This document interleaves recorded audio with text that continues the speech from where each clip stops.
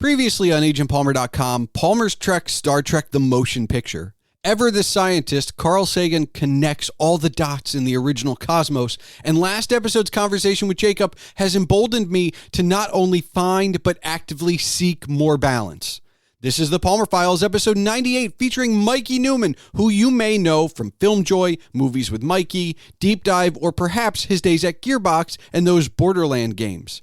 We discuss creating YouTube content, informational osmosis, situational nihilism, defining art, and much, much more. Are you ready? Let's do the show.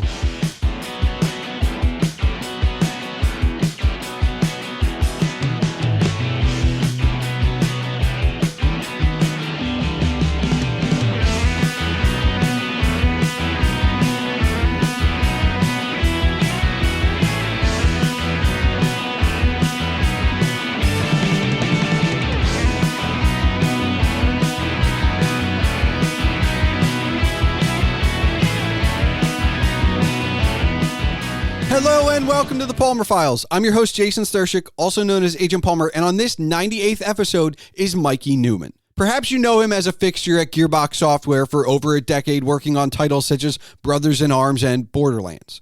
Or perhaps you know him as a creator behind the mic and sometimes in front of the camera for the YouTube channel FilmJoy, where you can see Movies with Mikey and Deep Dive. His Movies with Mikey essays are, to me, some of the best pieces of film discussion on the platform, and his 2018 video, Get Off the Floor, about his 2017 struggles, stay with me, may be the most personal, inward piece of storytelling that also can be inspiring to others that I have ever watched. After this conversation, I encourage you to watch Get Off the Floor, link in the show notes, and also to take in the friendships and fun of Deep Dive and the rest of Mikey's wonderful word crafting in all of his other Movies with Mikey. In the meantime, what you are about to hear is a conversation. Besides it being two old guys yelling at a cloud together, is no one knows what they're doing. Situational nihilism, transitioning from one career to another, what is art, being fiercely millennial, YouTube, the world needs notes, and maybe we can listen more? All of that and a whole lot more is coming your way shortly. But first, remember that if you want to discuss the episode as you listen or afterwards, you can find all contact information for Mikey and myself in the show notes. You can visit youtube.com/filmjoy or even see more behind the scenes at patreon.com/movieswithmikey. That's MIKEY. You can also support Mikey with some cool merch purchases at catawampus.ink. Don't forget, you can see all of my writings and rantings on agentpalmer.com, and of course, email can be sent to thepalmerfiles@gmail.com. So without further ado, let's get into it.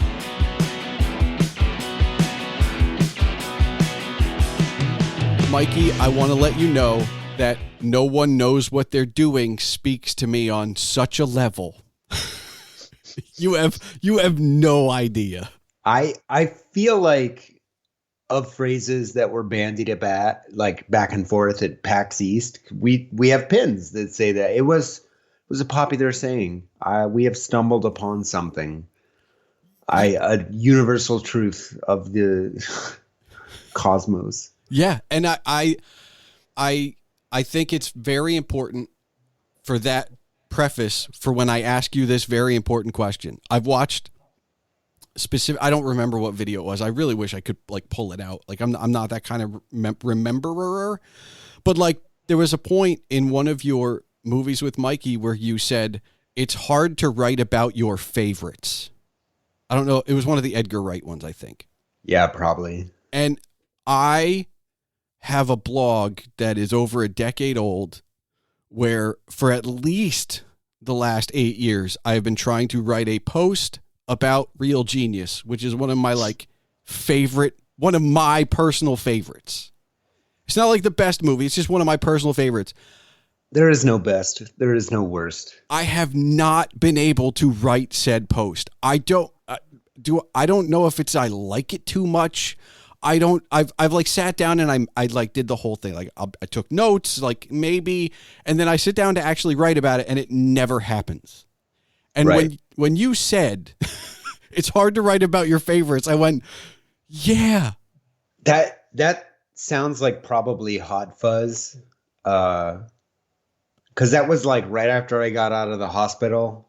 And I think I was just nihilistic enough to Let's go. Let's go for the gold.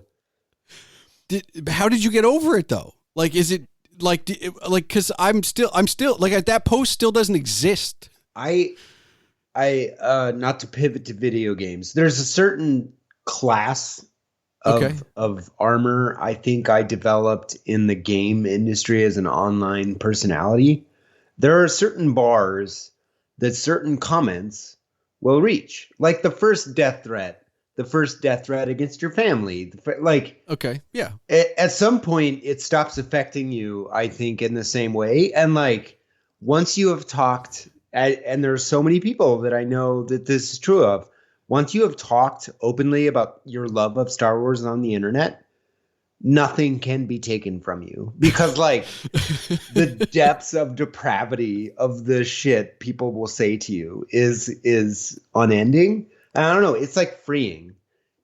The situational nihilism of the 2020s, like like you can't hurt me anymore. Okay. You can try. All right. I mean, I've seen your Star Wars essays and I enjoy, look, I will say this. FilmJoy is the perfect brand. Because I enjoy the fact that you look for the good.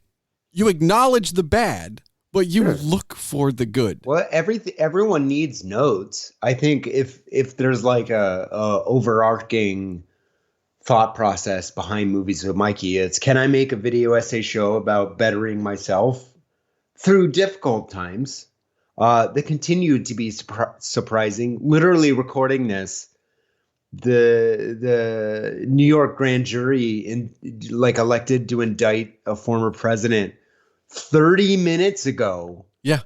And we're recording. Yeah, let's go. The world is a flat circle and it has very sharp teeth. Yeah, I've been burying my head in the sand. Let's put it this way. I know that happened, but I don't like that I know that happened because I didn't seek it out. Like Informational osmosis, yeah. Yeah, I'm like the most informed osmosis person, and I hate it. We all are. I could tell you the 10 most popular dances on TikTok over the last 5 years, and I've never even been to TikTok. It is just the informational osmosis of the time we live, is that all media is all other media existing predominantly in our own heads at the same time. Well, maybe. Maybe. You're getting the Joe Rogan, Mikey Neumann podcast where I'm just like, man, let's just talk about like stuff. No, look, I will say this. I am a person that would rather create content than consume it, but that's not entirely a plausible aspect 24 hours a day. Right. I'd rather be writing and doing this and creating this. And I've seesawed and dabbled into the idea of maybe video. I don't know. I like hiding behind the microphone. Like, I do too. I have a show with video in it and you never really see me on it. So that's okay. All right. I'm not, I don't know. I want to subvert the form. I want to become one with the YouTube algorithm. Well, I wanted to ask you because I love I love that you do like asides in your videos. They're polished, but they're not completely polished. Like you show a little of the dirt every now and then. Sure. And what comes first? Like, is that just in the moment? Like when you're recording, you're like, I've got an aside. Like, let's do a thing. And I'm here on this podcast, I'm known for like telling stories and being like, hey, sure. Remember that time? So like, yeah. You have to play into the form. Yeah, that's a bit. I started doing that bit with Chris Straub when we did the Chainsaw Suit podcast, and then we're off mic, because I just think that's funny. Yeah. To pretend there's a producer because like we were just like two kids, with a couple of podcast microphones. There wasn't a producer. Yeah. And then we just came up with a whole like narrative about who was the producer at the time. It was way too complicated. And then people made lore websites and we're like, nope, we're out. Once there's lore, I'm out.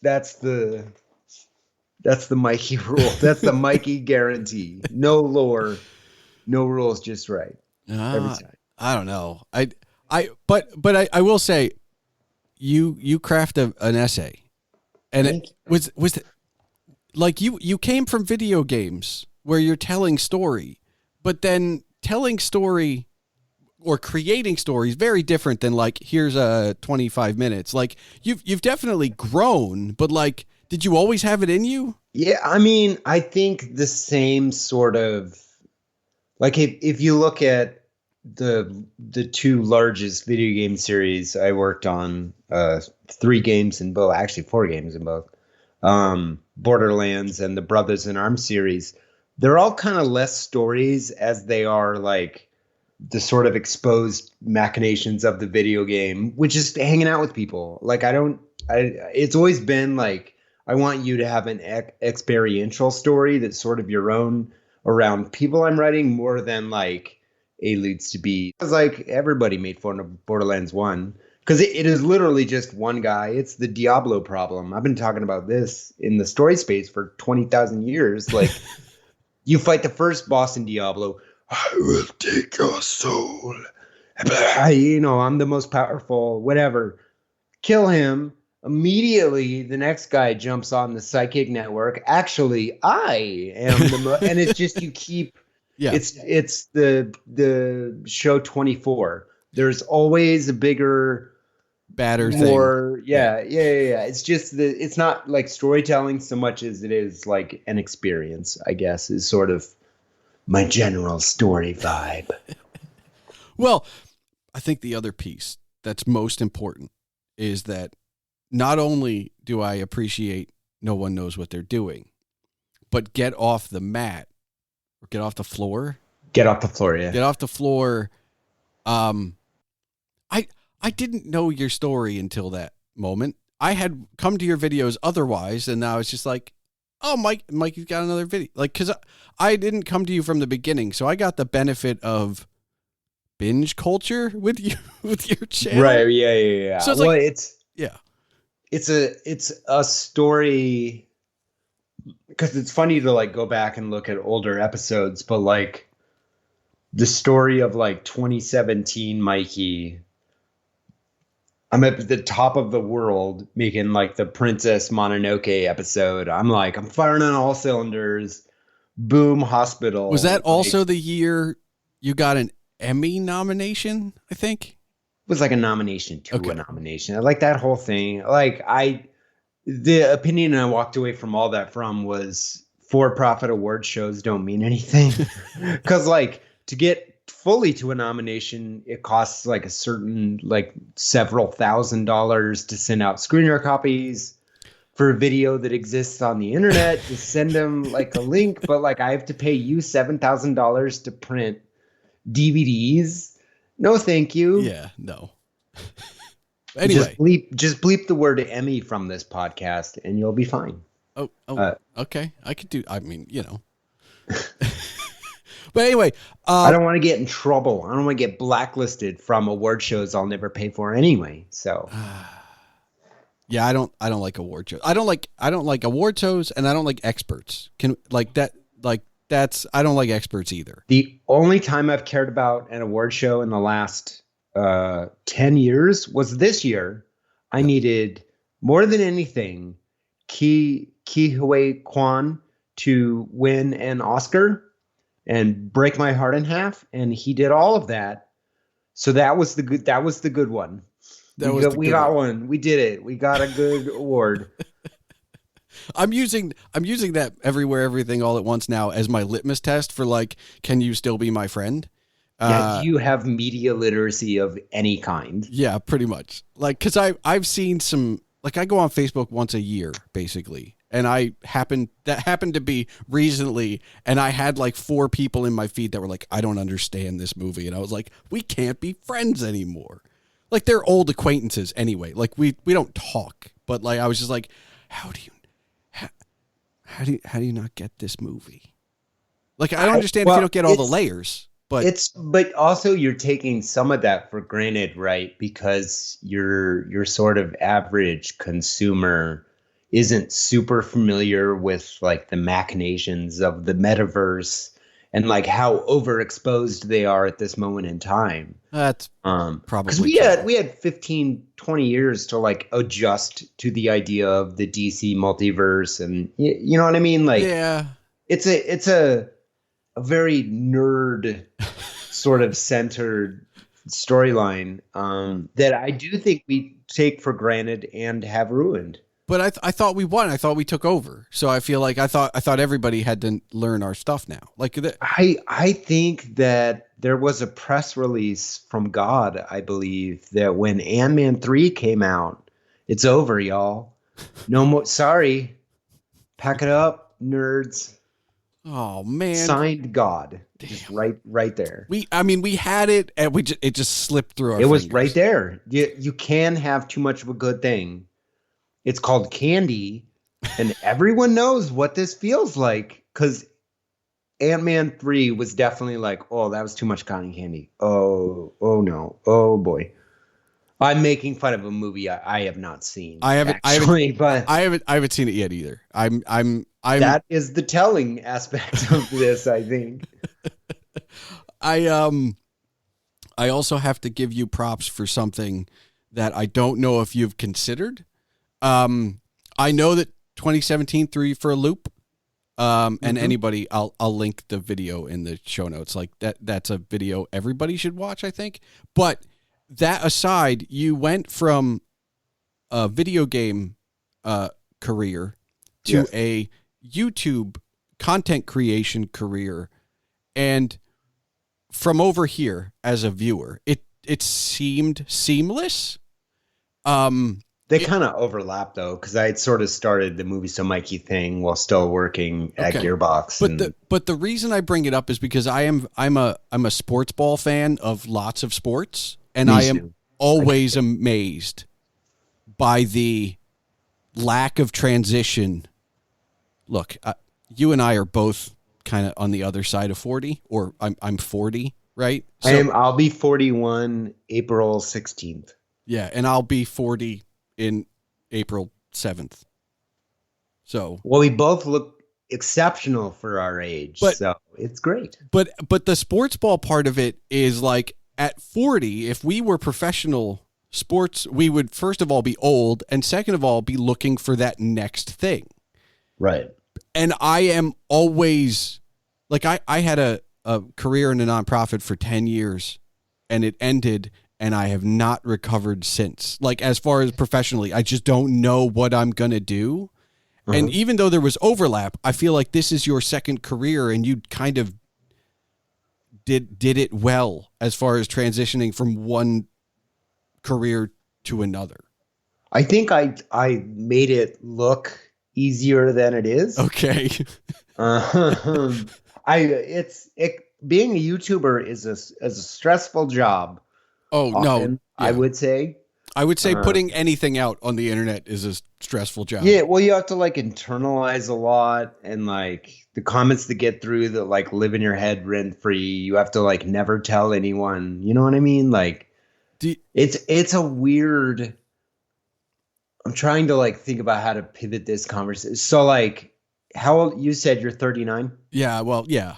Do you identify as Gen X or a millennial? And I'm asking this as a trick question. I'm Gen X. Oh, yeah. Interesting. No. Younger than me. So yeah, I have a very deep rooted chip on my shoulder that my partner often tells me I'm embarrassing her when I ever say in public. I am fiercely millennial. Okay. It's an identity, right? Yeah. Like you identify with which aspects of which generations, but as someone who was so like fiercely rejected from Gen X. Okay.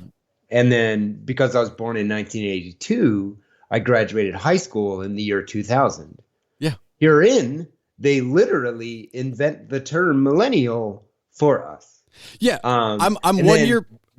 I'm a cusper. We're both cuspers. Yeah. It's the reality of living in the crack. And I'm 1 year behind you, and like just on, I think it's just I was consuming old media for my entire middle high school career instead of current media. And I think like Charles in Charge, Family Ties, you know what I like. And I was listening to the classics. I held on to like 80s hair metal longer than I probably should. I think I just held on to that culture long enough during my formidable years instead of experiencing what was happening at the time.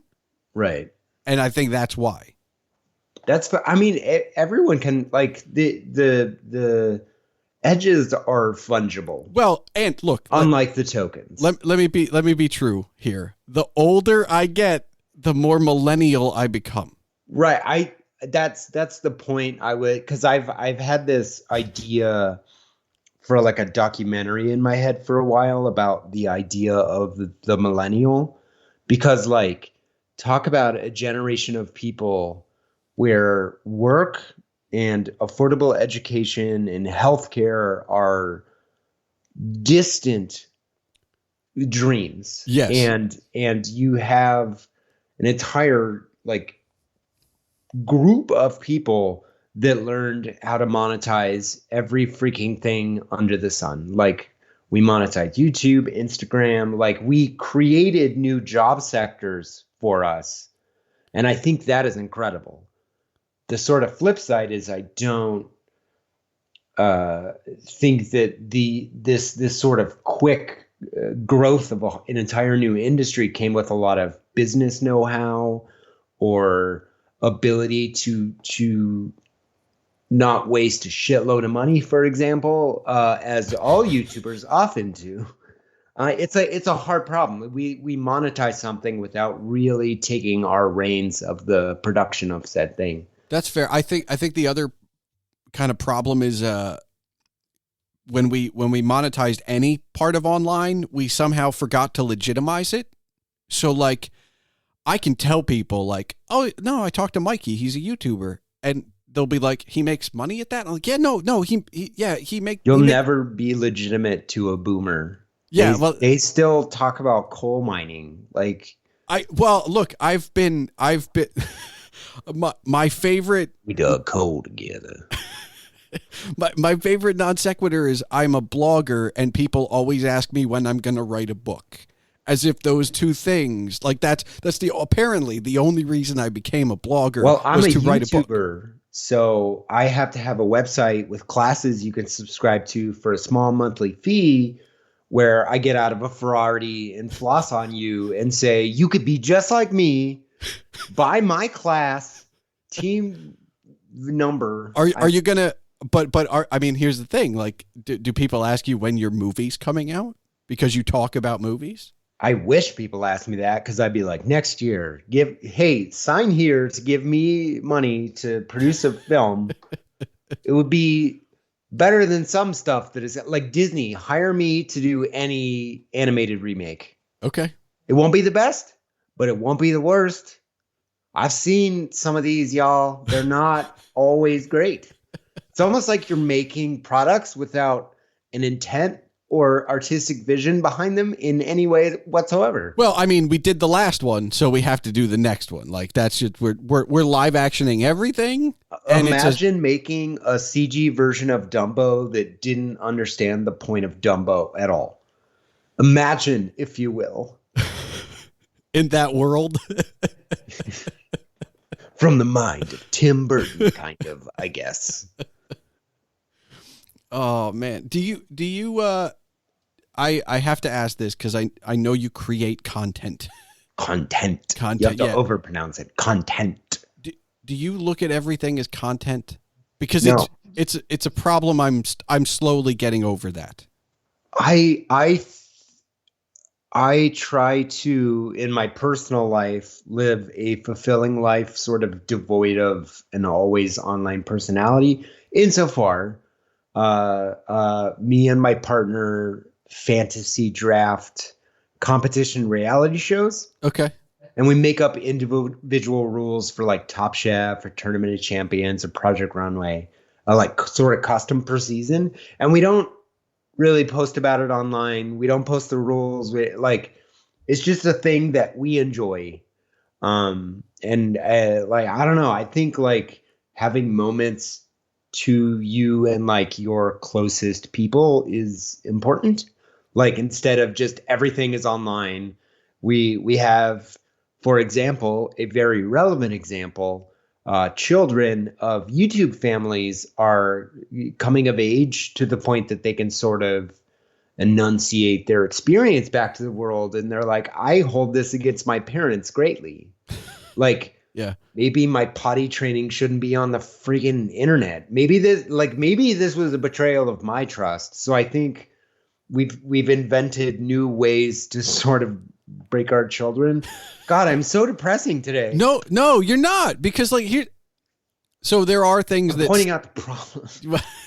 but there are things that stay with me. Like one of the early parts of the blog is I spent a lot of time reminiscing about the way Magic the Gathering used to be, because I was that old man. Like, oh, It's never been the same after Chasm Skulker.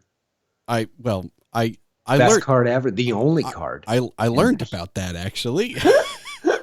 but I was going to say it was never the same after the year 1998, basically. Dang. I'm post Magic relevancy. That's well, but I started playing again. Where's my manager? So Excuse now me, Karen. You're relevant again because I'm playing again. Okay. So, but like, I spent way too many words on the blog lamenting the way it used to be when I was a child. Would you call yourself a conservative of the Magic space? I would consider myself an old fart of the Magic space. See, I'm using words to trap people into understanding what they mean. No, I'm definitely just an old man. Like, I can't. What? Come here, Cloud.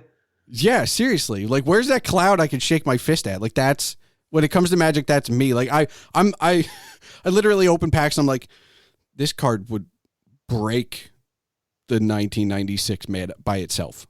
Just.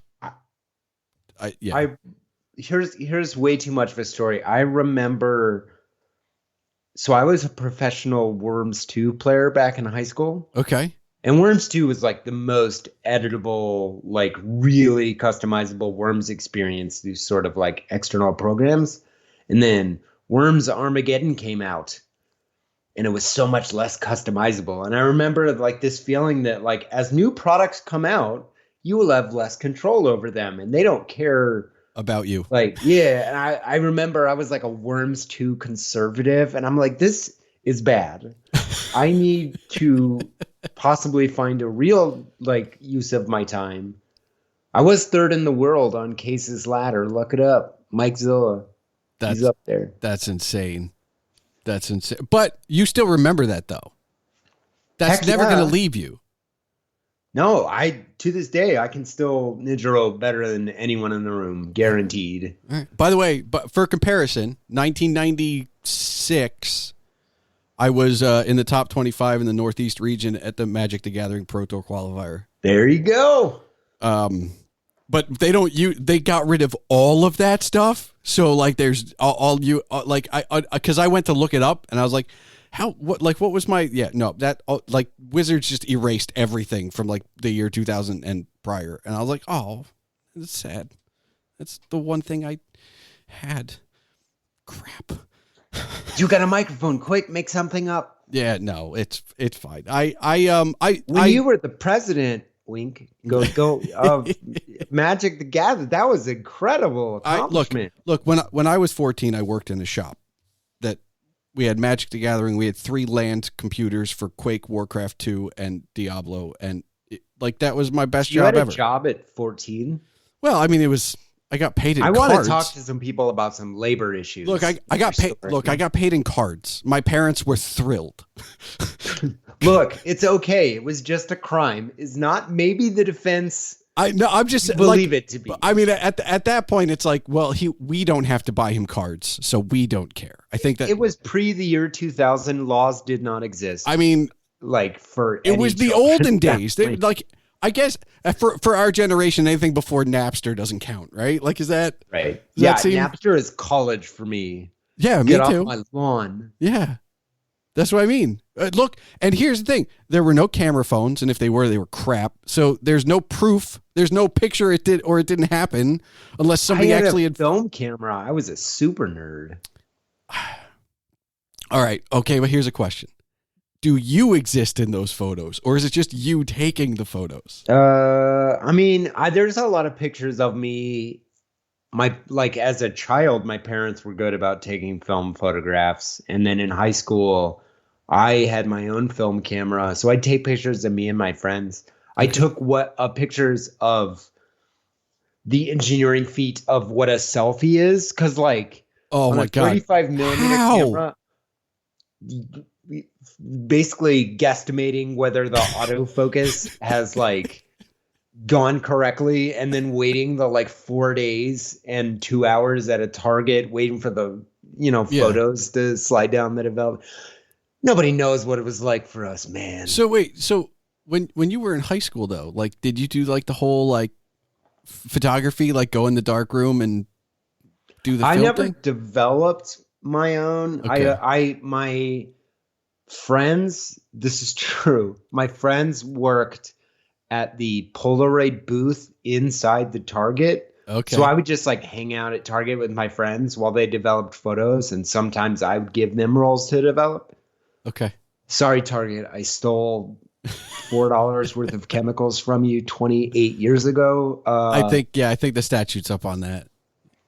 Cause like the cops pull up right out front. Oh, dang. Oh, shoot. I was wrong. Yeah, no, cause I remember, I think there's a part of, what you talk about, like that in between, that forgotten, that crack generation. Like there's definitely we call ourselves cuspers, not the crack generation, I'll say this. Please? I also prefer the Oregon Trail generation. That's my favorite of all of the names that've been given to us. Yeah, right. The died of dysentery generation. Died of dysentery generation. If any one of us dies of dysentery, that's it. It's always the third friend. You know how like you're playing Oregon Trail at school and you're like, Sammy, you're my best friend. Carl, you're my other friend. Bernice, you're on here too. And then like Bernice dies because like a bear ate her or what. I don't know. We lived a different life back then. Do you miss it? I think romanticization of the past is the pitfall of the future. Whoa, that was deep. I don't know. I think I'm waiting for our childhood to be shown on the screen, because like in the 90s you had like Dazed and Confused and everybody looked back to the 70s, and now then in the 80s and 90s people are starting to look back. All right, are we there yet? I wish sometime, like maybe a decade earlier birth for me, because then like Super 8 films of me as an adorable baby would exist. Okay. And that would be like Super 8 is the best format. Every format after that, we should, like, the Wonder Years told us this. We should have known. Yeah. There's nothing better. Listen to me, Ace family. If you can't hear the flap, flap, flap when the video's over, film is over, then it doesn't count, right? If you can't crush a small child rolling in the projector into the classroom, it doesn't count. It's true. These are truths. Look it up, when kids. When you hear the chime, turn the page. Ring.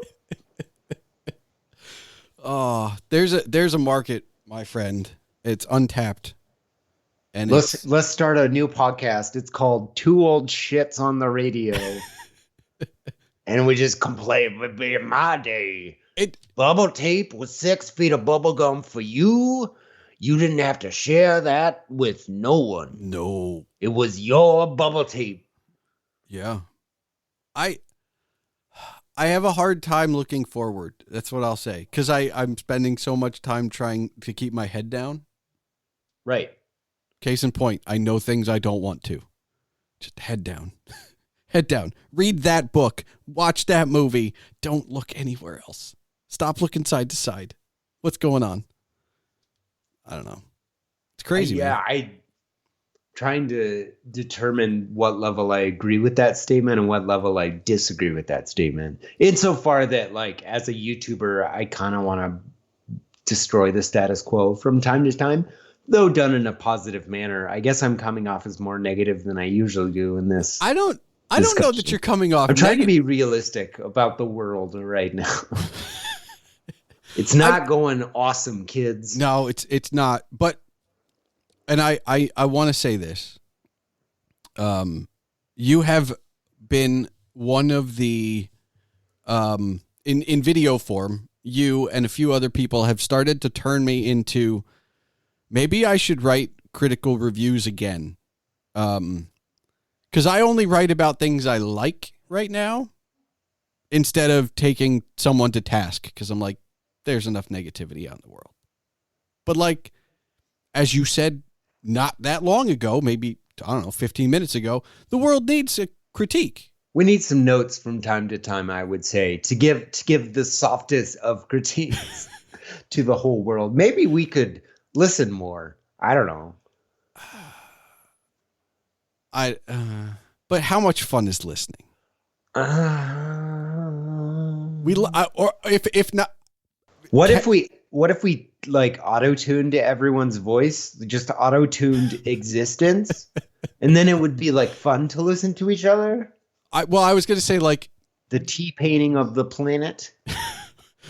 we all like listening to ourselves though, so I feel like there's an asterisk there. I've noticed this thing about, certainly not using this term for myself, but great YouTubers, the people that make like the absolute best stuff, they all hate the sound of their own voice. And then it is like imposter syndrome hits the people it shouldn't the worst. Yeah, but don't we all have that starting out? Like I'm approaching episode 100 and I can now edit just like it's anybody else. Like you and somebody else sent me an episode versus right. Like when I first started, I was like, oh God, this guy again. Oh, there's my guest. Ah, oh, crap. There I am again. Like I hated my own voice and you just get numb to it. Right. So wait, are you telling me that those great YouTubers are getting editors? And so like personal, the spin on it as a disabled American, like when I record lines, I generally will record them a few times, and I'm very specific, like right now, in concentrating on enunciating and like trying to it creates a very sort of piecemeal approach to what I do. But I think the disservice is that I get a lot of comments like, why does he sound drunk? And, oh, why do you say word weird? And it's like, that was the best take. I'm so sorry. I can't stand my own voice. I think I sound like incapable, like. I don't know that that's imposter syndrome. Do you know what I mean? Like, what would you call it?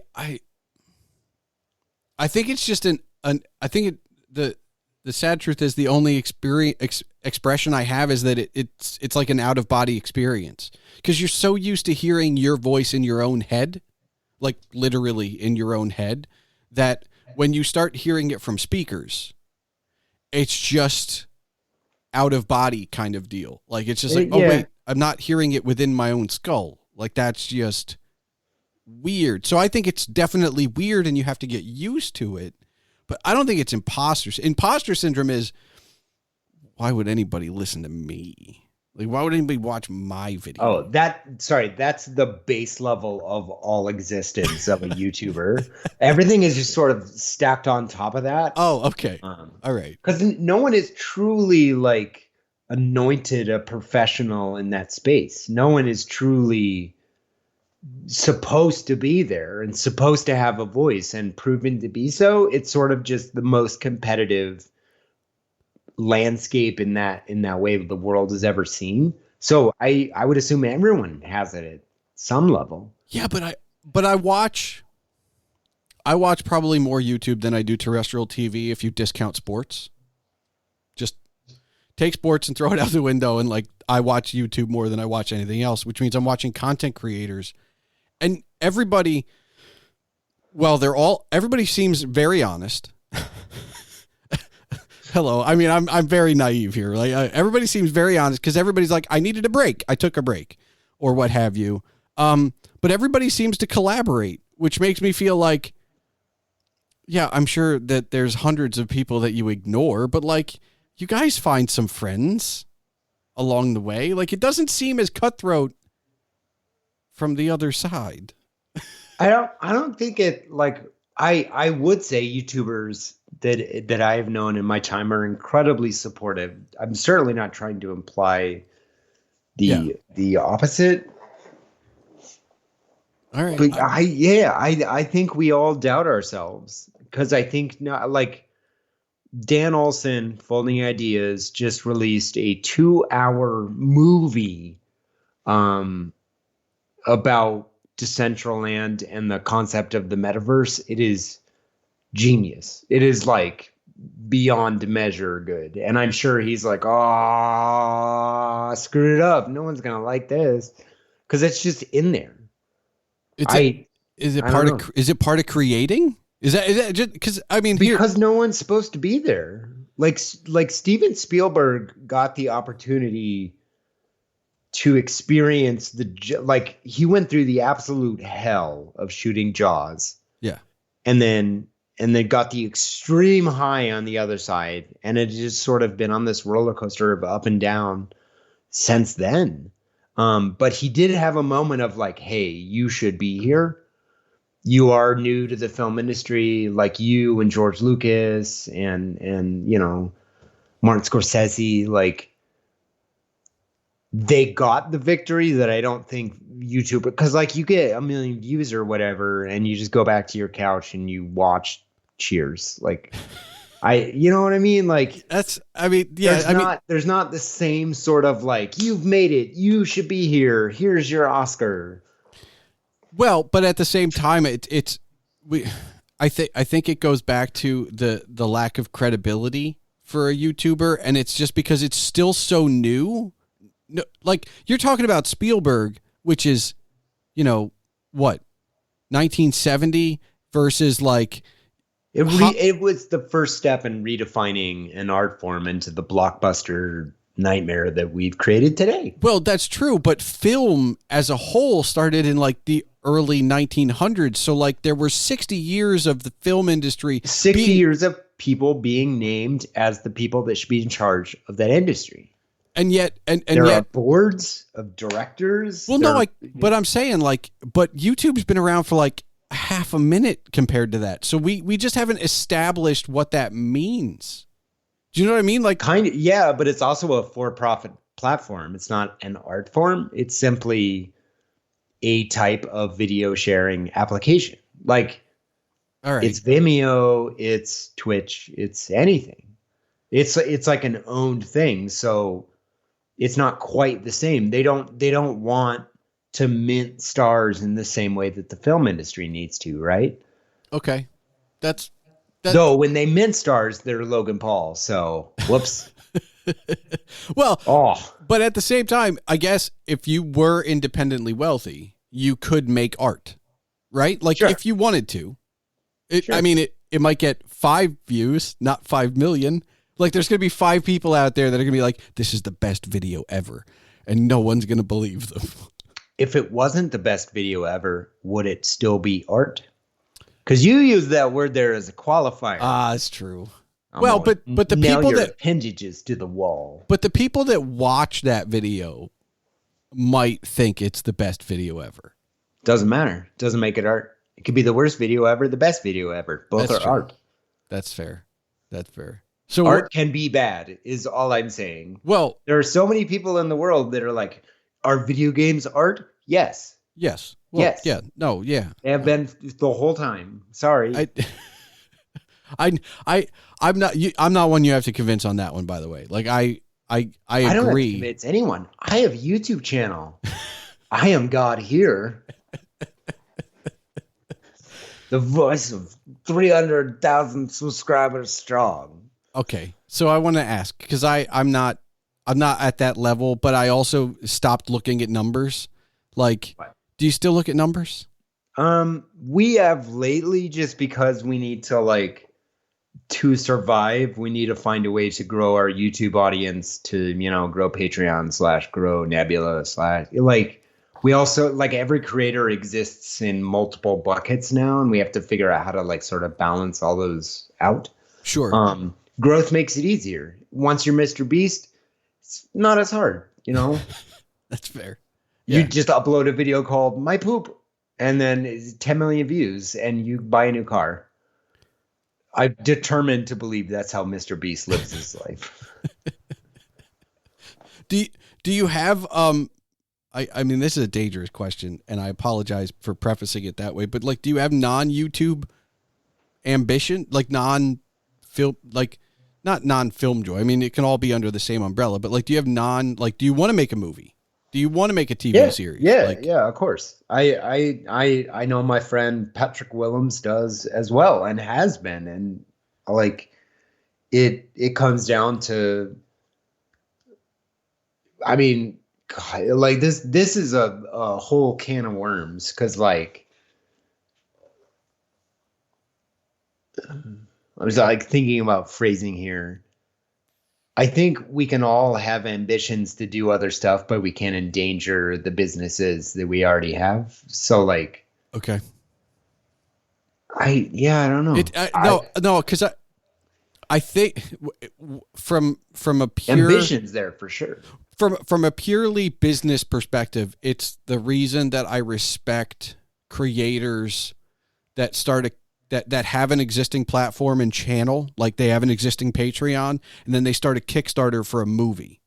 Right. Because I appreciate that they're not trying to go, well, I'm getting these $5 for these regular videos from these people on a regular basis. I'm just going to take that money and make this thing that they didn't ask for.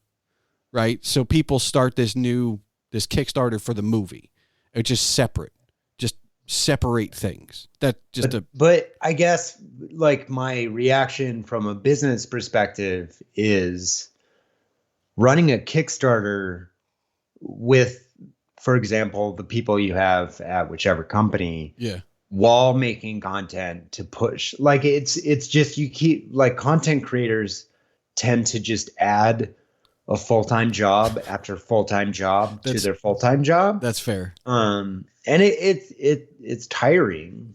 I think you found me in a spicy mood today. No, but I like it, because I will say this. Because I've binged FilmJoy and Deep Dive and all that, your channels, I don't know what your release schedule is, because I just watched what was available. We don't announce one. We communicate with our patrons on Patreon and on Discord, and we keep them well abreast of what's happening. But I don't care about informing Twitter, right? Like, what? That's fine, but I like the idea that you have a quality control. Right. Because it's not like, well, I'm sure you could put out a weekly video, but the quality would not be the same as putting out videos when they're ready. They're not always when they're ready. They're often like the step right before, because you just run out of time. All right, but I understand what you're saying.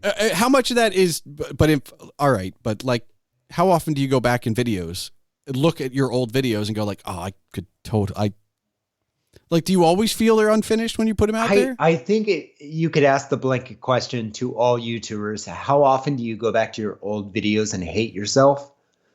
And I would guess more than you think. I think it's content creation. Because I couldn't remember when I started the blog. I looked at my first blog post last week and I went, really? Yeah. Like, I don't think it. I think it's just, if you put something out on the internet, like, go back and look at our first tweet and our first Facebook messages. We would also be like, wait, what? Yeah. That's a thing I said? I said that. That doesn't sound like me. Of course that's who we were.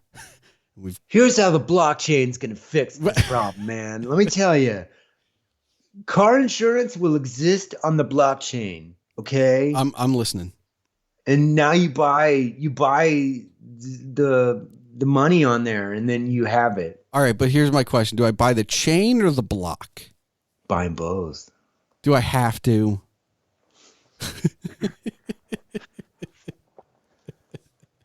Do you hear from people about how inspirational you are, as far as like get off the damn floor and no one knows what they're doing? Yes, I would say timing wise, like actually, because like Get Off the Floor, I made in 2018, finally able to talk about What had my happened? less than great 2017. And then I just kind of like went underground and then COVID. So really only in the last 2 years, I've started re-interfacing with people. We just got back from PAX East. It was heart filling, like talking face to face with people that you have affected. Cause like, it's not, I don't know. It's different because it's like hundreds of people and it helps keep you going when a lot of times I think you just check Twitter and it's like, okay, 5 people tell me to end my own life. Cool. Well, I don't know. It's weird. but you do have to realize that like some of the people that are telling you that you're inspirational is buried in those other comments, but we kind of throw it. We throw out the baby with the bathwater. Sure, I also think that, but I guess what I'm saying is when it's actual human interaction where you're looking someone else in the eye, okay, you feel it differently than just a sea of wild inanity. YouTube comments gave the world nothing. I think I am not. Yeah, not breaking new ground with that one. I don't know. Yeah. It is nice to like put art out in the world and have someone say this, like, got me off the floor.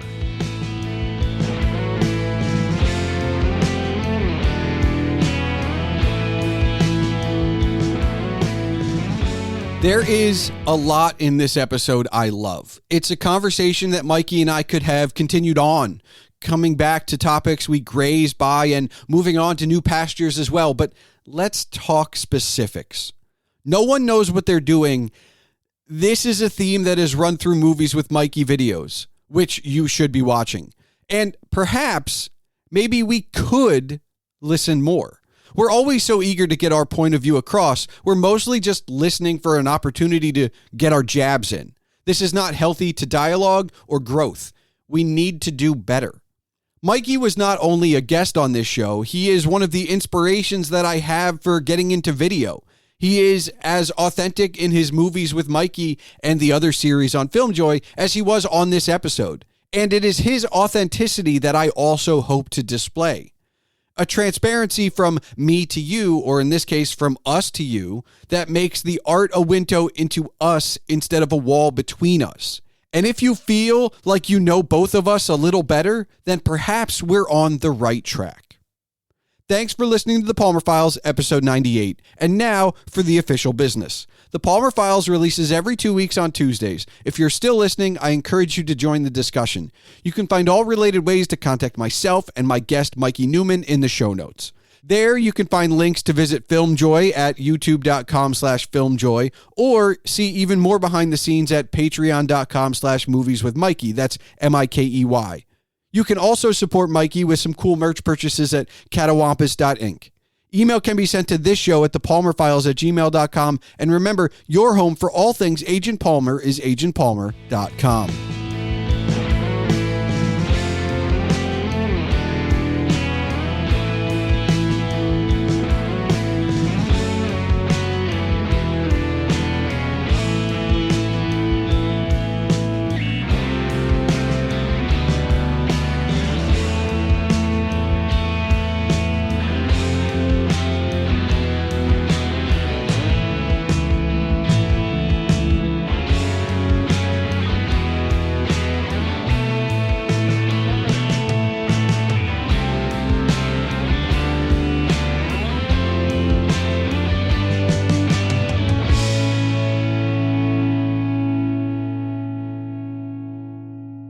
All right, Mikey, do you have one final question for me? What piece of entertainment, TV, film, whatever, made you want to do that thing?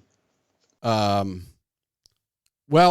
what there's a couple, right? And it goes through the years. So I think like when I was 15 and picked up my first instrument, I wanted to be Duff from Guns N' Roses. Cool. So it was Appetite for Destruction. That's like, oh, I'm going to be and then that swiftly dovetailed into Aerosmith, and I was like, I'm going to be a rock star, and that did not happen. And then Sister Christian came out, and I knew it was time. And then it kind of shifted into, it was the whole thing. I was going to go to college and learn like audio engineering. And then I had one good English teacher, and I went, I'm going to be a writer. We all fell for that at some point or another, I'm sure. But I think it's only... This is a real job. I believe you. Yeah, well, I think it's only those of us that had that one good English teacher. Like, because I've talked to people that are like, I never had a good English teacher. I'm like, I don't know if I should be happy for you that you didn't go down the writer path, or sad for you because you didn't go down the writer path. Do I pat you on the back? Do I curse your existence? I just don't know. And then in college... I did a 60-minute audio program as my final senior project. And I was like, I guess this is my thing. And then that was well before podcasting. So I was like, no, thanks. And then I just kind of went, all right, that's fine. And then not to be too self-serving here, but I watch you. And I watch Loading Ready Run, and I go, I've got friends and cameras. Like, right. Why can't I do that? And then I realized, like, but nobody's got any time for that. Like that it just ends up being like, when we hang out, we just want to hang out. Nobody wants to actually film. We're not in high school anymore where like somebody's got a camcorder and we're just going to film stuff and that's it. Which I can easily say, having been around Lur for this many years and have known them personally, yeah, I understand the issue of like, I just want to hang out. Let's not work. Yeah. Turn the camera off. Like, let's just talk. Yeah. Because that's always there. Because they're also talkative and delightful and beautiful. Yeah. So it's kind of been, those are like kind of the cliff notes of it. But I'm sure like in any given month, there's like that video or like that article. I still haven't found the book that makes me want to do anything more than write an article. Like I haven't found the book that's like, oh, I want to write a book. But in full disclosure, I have helped produce an independent documentary. So like I've had my hands behind like big projects and I've helped edit a book. Like, and I think that I'm all right being the man behind the chair, and I'm super cool with that. Right. Like I don't think it needs, I think I'm at it, and maybe it's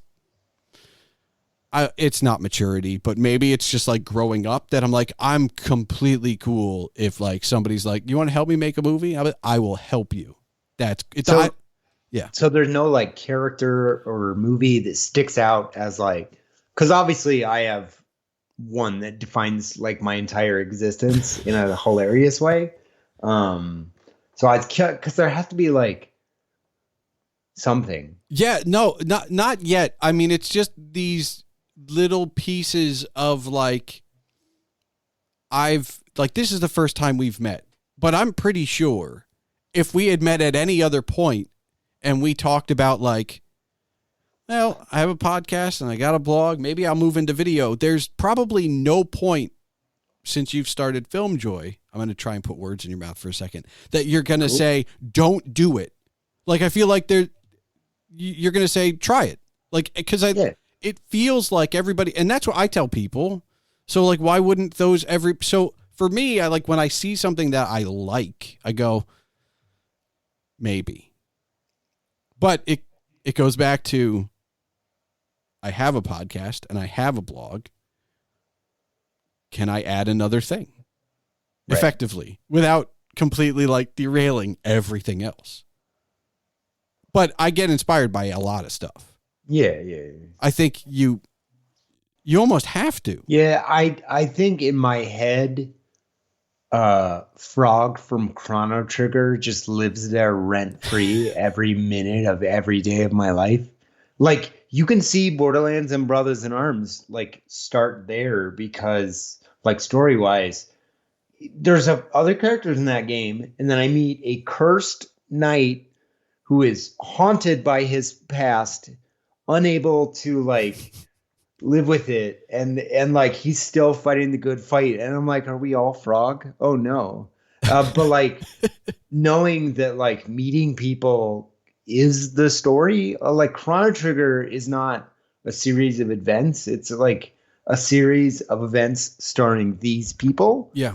And you can choose and mix and match and do what, I don't know, like that felt so like influential to me and so sticky as a concept. Like, games and game stories should be fun, and they should bring something to the table. I don't know, I'm weird like that. I think art should come from somewhere. I think art should come from somewhere, but I also think that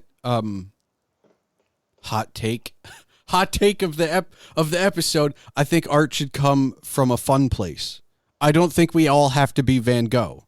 Like, yeah, we can be depressed. But art can come from an unfun place. Oh, I think it can. Because like trauma has informed my art personally. But I think it can be rewarding to like, because it helps extract things from you. No, art helps express. But I don't think that's the end all, I guess, is what I'm saying. Because no, only sadness, only tears. I mean, so at the time of this recording, my cat died a couple weeks ago, and I wrote probably the longest post I've written in a very long time, basically eulogizing him. Right. And there was a catharsis there, and it might still be the best thing I've written in a long time, but I try not to dwell on the fact that, like, I don't want to, I think there's my imposter syndrome. I don't want to have to be sad to write great art again. I can relate to this though, because I think people think of the John Wick essay as like the best I've been, you know? Yeah. And that was written while a family member of mine was in the hospital dying. And like I was driving to my house and back to the hospital, back and forth. And like the catharsis in that episode was my own, in an episode about and like sometimes it's just the reality of who you're willing to be at any given time can be quite powerful. And I think people find truth there, and I think we need truth there, you know, like. Yeah, I just want to, I don't know, I just want to believe that at one point I'll be able to be happy and create that kind of thing as well. Yeah, no, I think that's good. I think it's just different types of art. Sometimes we need sad art for our own sadness to sort of process it in our own way, you know? Yeah. Like I when I'm sad, when like I'm just overcome with depression, which is a thing that happens from time to time, way less now that I'm medicated. I watch Fire Festival documentaries. It's not high art. It's not anything but pure lunacy. But it makes me feel so good and so accomplished as a human being that at least I'm not this. See, for me, it's stepping back, stepping away from all the screens and listening to music. It's always music, right? It's always music. And it's just, I love that video. I love that movie. I love that podcast. I don't care. I'm depressed. Give me some music. That's it.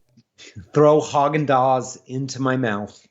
Yeah, just tunes. That's what I learned actually over the last decade is like just all that other content's great, but you want to be happy, listen to a little more music.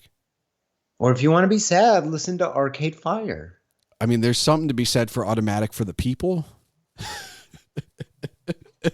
Stray Light Run, deep cut, let's go.